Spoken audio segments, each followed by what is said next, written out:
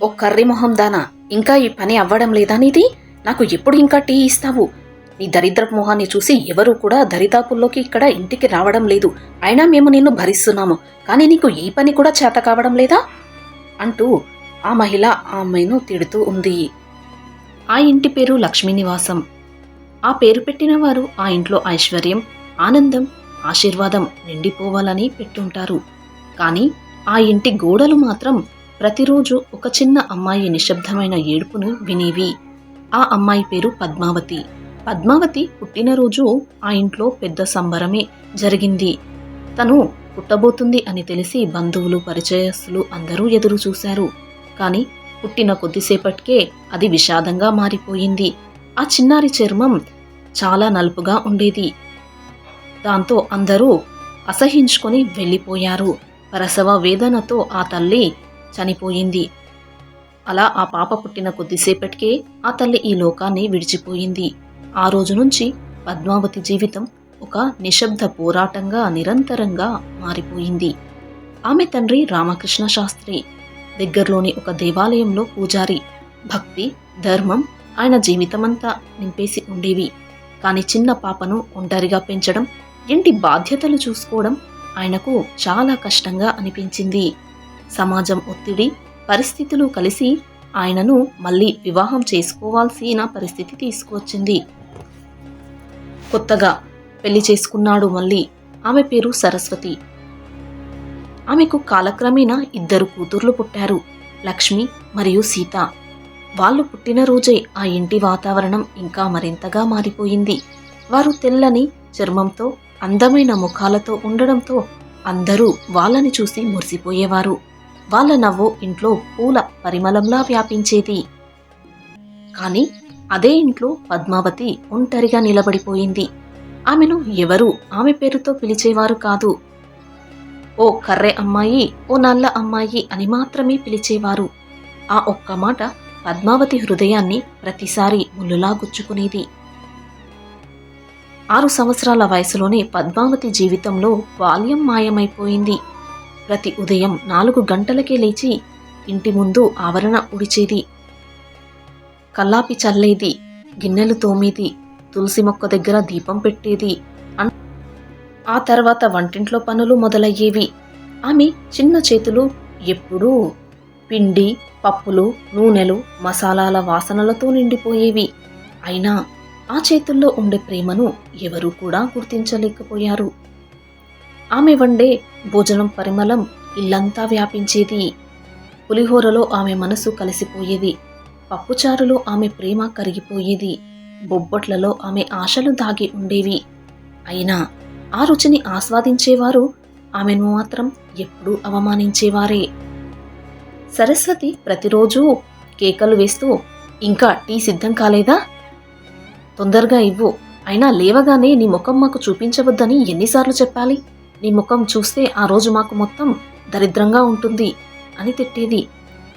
అలా తిడుతున్నప్పుడు లక్ష్మీ, సీతలు నవ్వుతూ, అమ్మా, ఈ నల్లని అమ్మాయి ఊరికే మన ముందుకు వస్తుంది. మనం వచ్చినప్పుడు దాక్కోవాలి కదా, అసలు దాక్కోది అంటూ నవ్వుతూ ఎగతాళి చేసేవారు. ఆ మాటలు వింటూ పద్మావతి నిశ్శబ్దంగా తల వంచేది. కళ్ళల్లో కన్నీళ్లు తిరిగినా ఎవరూ చూడకుండా తూడ్చుకునేది. రాత్రి అందరూ నిద్రపోయిన తర్వాత ఆమె ఒంటరిగా తులసి మొక్క దగ్గర కూర్చునేది. చంద్రుడు వెలిగి ఆ నిశ్శబ్ద రాత్రిలో ఆమె గుండెల్లో నొప్పి మాటలుగా బయటపడేది. అమ్మా, నేను ఇలా అందవికారంగా పుట్టడం నా తప్ప? నా మనసు మంచిదే కదా, అయినా ఎందుకు ఎవరూ నా మనసును చూడరు అంటూ ఏడ్చేది. ఆ ఏడ్పు ఆకాశానికి చేరినా ఇంట్లో మాత్రం ఎవరికీ వినిపించేది కాదు.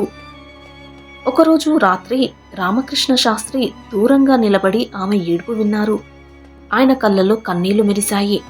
ఆయన తన కూతురు దగ్గరికి వచ్చి మెల్లిగా ఆమె తలపై చేయి పెట్టి, బిడ్డా, నీ మనసు చాలా పవిత్రం. దేవుడు అన్నీ చూస్తున్నాడు. ఒకరోజు అందరికీ నీ విలువ తెలిసే సమయం తప్పక వస్తుంది. నువ్వు బాధపడకు తల్లి అన్నారు. ఆ మాటలు పద్మావతికి జీవించడానికి ఒక చిన్న ఆశగా మారాయి. కాలం గడుస్తోంది.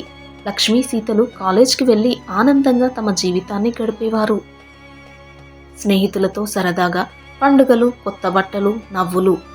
వాళ్ళ జీవితం రంగులతో నిండిపోయేది, ఆనందాలతో విరబూసేది.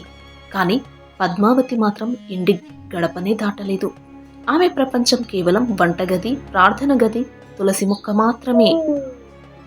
ఒకరోజు ఒక పెద్ద వార్త వచ్చింది. అమెరికాలో పెద్ద వ్యాపారం చేస్తున్న వెంకటరామ శర్మ గారి కుమారుడు అర్జున్ పెళ్లి కోసం ఊరికి వచ్చాడు. వారి కుటుంబం ఒక మంచి సుగుణాలు ఉన్న అమ్మాయి కోసం వెతుకుతూ ఉంది అని.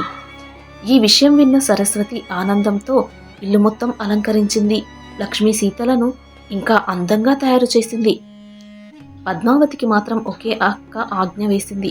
నువ్వు వంటింట్లోనే ఉండు, బయటికి రావద్దు. నీ మొహం చూస్తే వచ్చిన వారు అట్నుంచటే పారిపోతారు.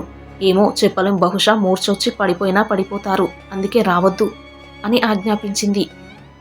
అర్జున్ కుటుంబం ఇంటికి వచ్చింది. భోజనాలు ప్రారంభమయ్యాయి.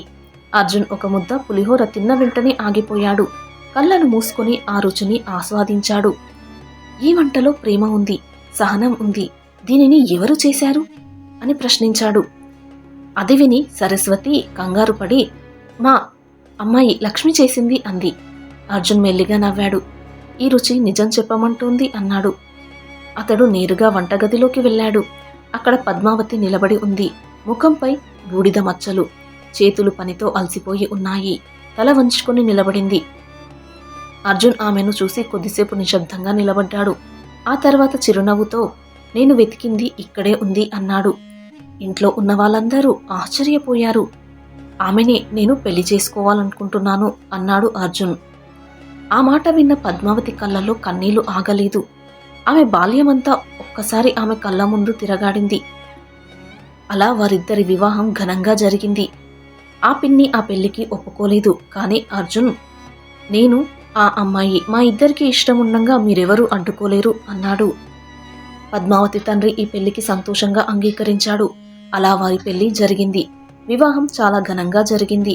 పెళ్లి ఖర్చంతా కూడా ఆ అబ్బాయే పెట్టుకున్నాడు. కొత్త పట్టుచీరలో ఆభరణాలతో పద్మావతి మరింత ప్రకాశించింది.